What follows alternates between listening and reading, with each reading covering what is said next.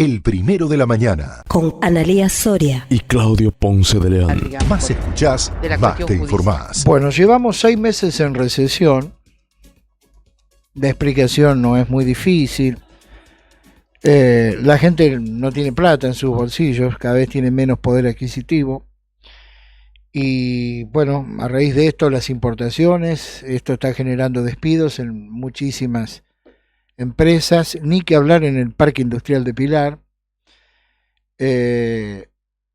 Algún empresario me sugirió abrir un 0800 para darle un poco de ánimo. Los pones en el aire, que derramen sus lágrimas, sus penas, les das un poco de ánimo y los largás de nuevo, porque realmente la cosa está fea.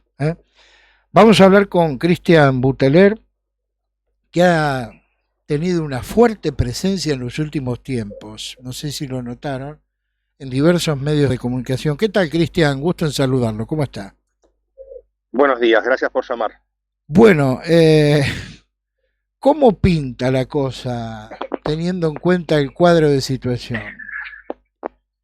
Y la verdad que pinta bastante difícil para las próximas semanas, porque uno tiende a pensar que el gobierno todavía sigue en modo electoral y priorizando lo político ante lo económico, entonces que los cambios necesarios probablemente van a ser postergados para después de las elecciones. Esta semana vimos, sí, algún intento de cambio, pero que bueno, ya produjo el primer cimbronazo. Esto fue a partir del martes. El Banco Central empezó a bajar la tasa de interés, pero obviamente la bajó martes, la bajó miércoles. Encima el miércoles hubo licitación del Tesoro y de esa licitación quedaban algunos pesos afuera, y bueno, lo que vimos es que el viernes, ayer, terminó el dólar muy cerca del techo de la banda. Obviamente, menos tasa, más liquidez en el mercado, la presión sobre el tipo de cambio subió. Entonces eso te da una pauta que difícilmente puedan seguir bajando las tasas, y si las tasas, digamos, no bajan, digamos, a valores más normales para la economía argentina, la recuperación se aleja, ¿no? O sea, no vamos a ver una recuperación en las próximas semanas, por lo menos no sustancial. Bien. Ahora, ¿de dónde salen los pesos para que hoy el dólar Banco Nación, llamado oficial en este caso, esté en 1.465 pesos, teniendo en cuenta que el gobierno subió extremadamente los encajes para que haya poca disponibilidad de pesos, pagó tasas altísimas, históricas, para que la gente se quede en bonos y también en plazo fijo y no vaya al dólar? Es decir, ¿de dónde están apareciendo esos pesos que hacen aumentar el dólar? O que la gente o los grupos van a comprar el dólar. A ver, ahí tenemos que separar un poco las cosas, ¿no? Por un lado, mencionabas recién el tema de los encajes. Los encajes afectan a los bancos, no a la gente, ¿sí? En principio, o sea, ¿el encaje qué es el encaje? Es la parte que el banco no puede prestar de los depósitos, ¿no? O sea, cuando uno hace un depósito de 100 pesos, el banco le dice, el banco de esos 100 pesos hoy puede prestar 40 y 60 lo tiene que dejar encajados en el Banco Central. Eso, digamos, es verdad, encarece el crédito, por un lado, eso hace que haya, digamos, las tasas sean más altas, ¿sí? Para poder otorgar un crédito, y desde ese punto de vista sí uno puede decir que afecta a la gente, pero lo que no afecta es en los depósitos. A ver, si usted tiene un plazo fijo, ¿sí? Y decide retirarlo, el encaje podrá ser del 100%, que el banco se lo tiene que dar igual.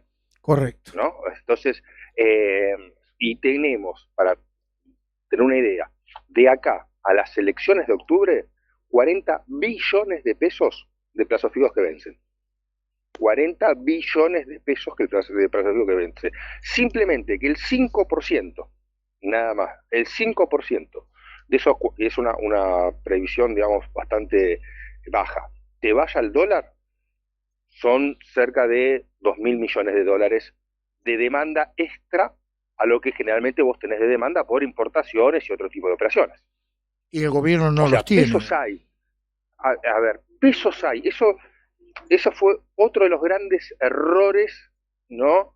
Que el gobierno y el equipo económico utilizó en la comunicación. Es decir, ¿con qué pesos? Esa famosa remera que había dicho que se iba a hacer el secretario de Finanzas, Pablo Kirchner, es decir, ¿con qué pesos?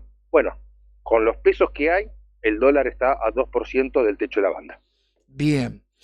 Estamos en un momento político e institucional complicado, usted lo sabe mejor que yo, para desvirtuar, digamos, algunos pensamientos por parte de la población en cuanto a que pueden aparecer locuras en términos económicos. Usted descarta la posibilidad de algunas actitudes ya que hemos vivido en la Argentina a través de los bancos y ese tipo de cosas. La cosa se ve más o menos normal dentro de la situación. No, a ver, normal, no. Eh, el Banco Central y el Ministerio de Economía han venido haciendo algunas cosas en las últimas semanas que están lejos de lo normal, como cuáles, y por ejemplo, en las licitaciones pasadas, cuando el mercado no le quería renovar la deuda al Tesoro, el Banco Central los obligó mediante suba de encajes que podían ser suscripto con bonos. O sea, eso ya no es normal, ¿no? Que obligues al mercado a tomar deuda que el mercado voluntariamente te está diciendo que no quiere. Correcto.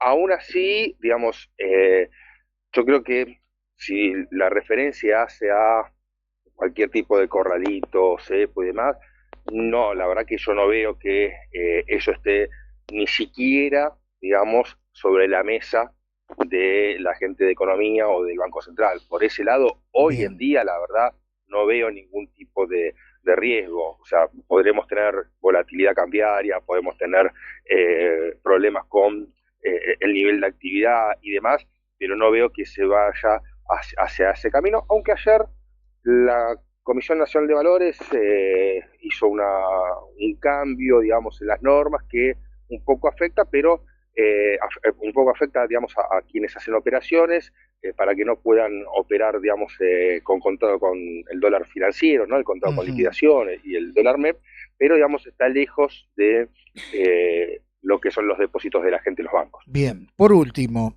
el aumento del riesgo país que está por encima de los 1000 puntos.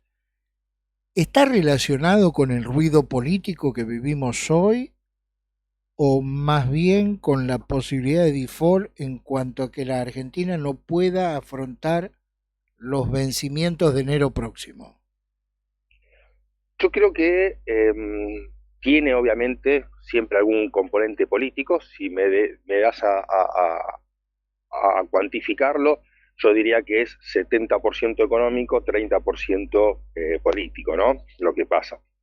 Acá se había vendido que el gobierno tenía un gran respaldo en todo el ajuste que venía haciendo por parte de la población y demás.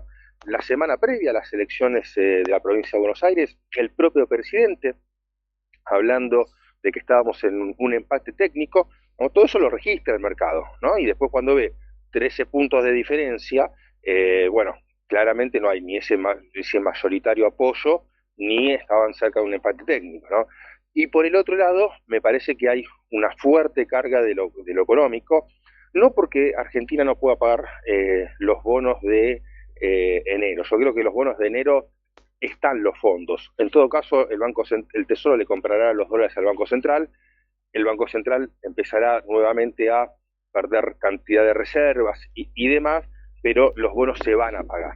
¿Sí? Yo creo que los bonos se van a pagar, creo que eso es una prioridad del gobierno, porque el gobierno quiere bajar el riesgo país, quiere volver a los mercados, y si bien obviamente eso está muy difícil que suceda, va a seguir por ese camino. Lo que sí pasa es que el mercado dice, mirá, empieza a ver que el gobierno no compra dólares, que encima el dólar está en el techo, o sea, donde el gobierno va a tener que vender en vez de comprar, y hace la cuenta. Dice, bueno, si vas a tener que vender dólares para mantener el tipo de cambio, ¿con qué me vas a pagar a mí los bonos?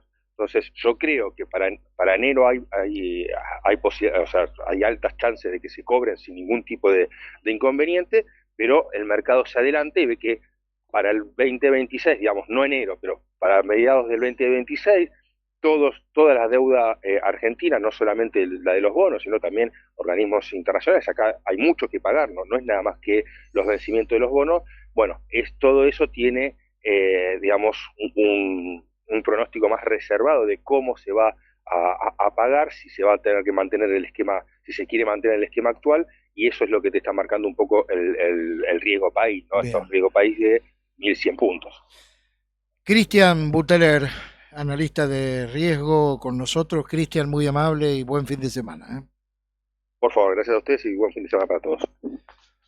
Bueno, es la tormenta perfecta la que está comenzando a encarar el presidente, ¿no?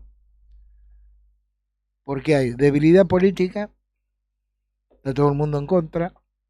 Cuando digo todo el mundo me refiero a los que tienen capacidad de decisión, manos, fundamentalmente en el Congreso, gobernadores. Hay escasez económica por diversas circunstancias, mal, bien, se hicieron cosas que